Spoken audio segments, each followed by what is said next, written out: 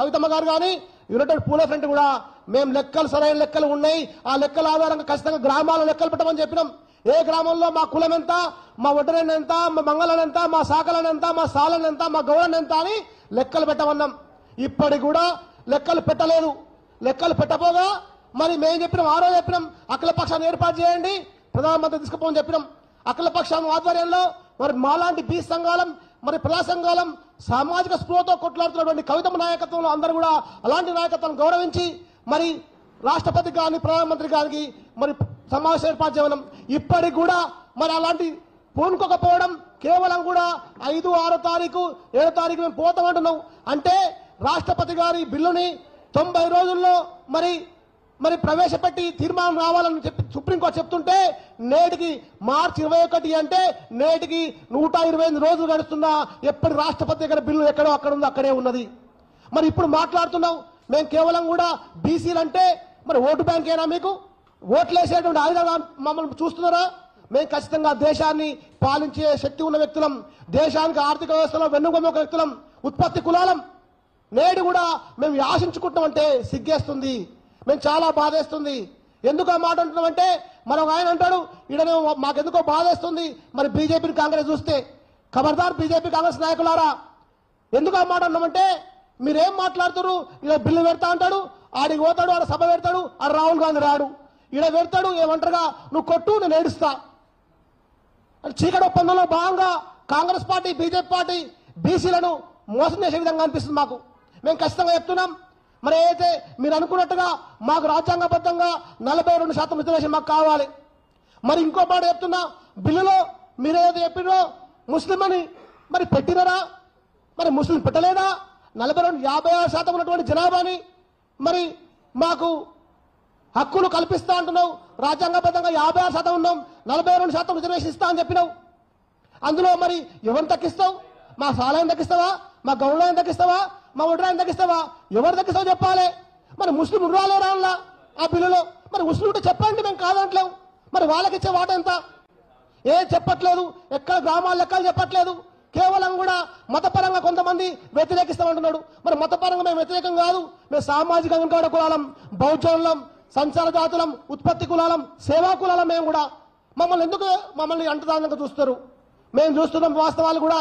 మరి ఇలా వడ్డరండలు కానీ అదేవిధంగా పూసలను కానీ చాలా వరకు నాయకత్వంలో అందరూ కూడా దేశవ్యాప్తంగా మేము కూడా పనిచేస్తామని చెప్పి పరిస్థితి ఉన్నది. ఏమైనప్పుడు చెప్తున్నాం మరి కొంతమంది నాయకులు చెప్తున్నారు బీసీ నాయకులు మేమే పెద్ద నాయకులం, మాకే పెద్ద రైట్స్ కనిపిస్తుంది.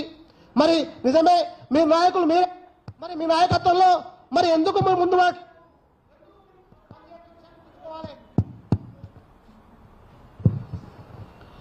మీరు నాయకులు చెప్తున్న నాయకులు బీసీ సంఘాలతో రోజుకు పప్పం గడుపుతున్న నాయకులు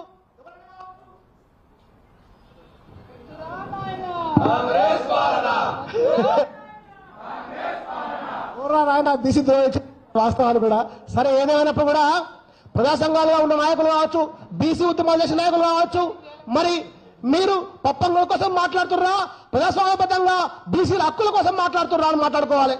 ఆనాడు తెలంగాణ ఉద్యమంలో మరి కేసీఆర్ నాయకత్వంలో గొంగళ పురుడు ముద్దు పెడతా అని చెప్పి కేసీఆర్ రారు, మరి తెలంగాణ రాష్ట్రం సాధించుకున్నాడు.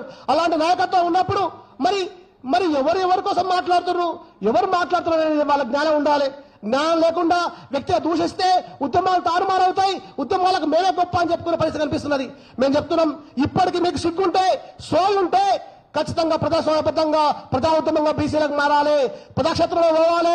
విద్యార్థి లోకలు ఇప్పటికి వస్తున్నా విద్యా ఉద్యోగ బిల్లు అని చెప్పినావు, విద్యా ఉద్యోగ బిల్లు కూడా 7 వేషం కూడా అక్కడ ఉన్నది. ఆకలి పోరాటం మాకు కూడా తీర్చాల్సిన అవసరం ఉంది. ఆకలి పోరాటం తీర్చకపోగా ఏం చెప్తున్నావు అంటే నువ్వు ప్రశ్నించేవాడిని మరి వెలేస్తున్నావు.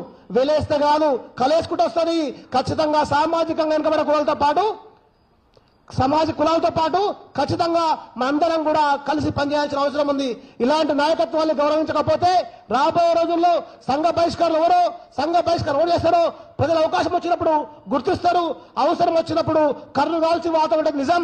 ఎందుకో నేను గొప్ప అని వాత కాదు, నువ్వు గొప్ప అనడానికి కోసం నీతో పనిచేసే నాయకులను కలుపుకోవడం కూడా అవసరం అని చెప్పి కూడా తెలియజేసుకుంటూ, అదేవిధంగా తెలంగాణ జాగృతి మరి యూపీఎఫ్ మరి సమక్షంలో జరుగుతున్నటువంటి ఉద్యమాల నేపథ్యంలో ప్రభుత్వం ఇంకా చెల్లించకపోతే మరి రైల్వేగా చెప్పినాం ఖచ్చితంగా రైలు రోకో కూడా ఆర్డినెన్స్ తెస్తా అని చెప్పింది.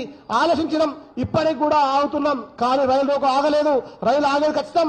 అదే విధంగా తెలంగాణ రాష్ట్రంలో మరి కవితమ్మ గారు ఆనాడు బాబాసాహెబ్ అంబేద్కర్ గారి ఆశయాలంటే బహుజనులు బడుగు బలైన వర్గాలకు హక్కులు ఇవ్వడమే.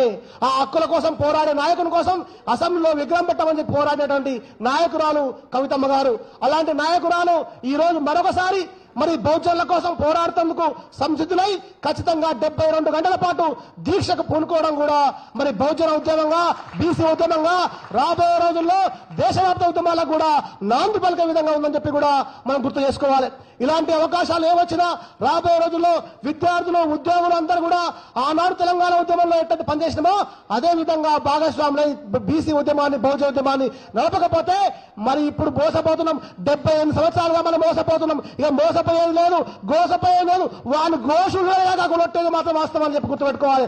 వాని ఘోషణుడు కావాలి, మన ఉద్యమాలను పాస్ కావాలి, మన బిల్లులు రావాలి అనే విషయాన్ని కూడా గుర్తుంచుకొని రాబోయే రోజుల్లో నాతోటి కుల సంఘ నాయకులకు మరి ప్రజా సంఘ నాయకులు అంతా కూడా కలవలుపుగా ఉండాలి.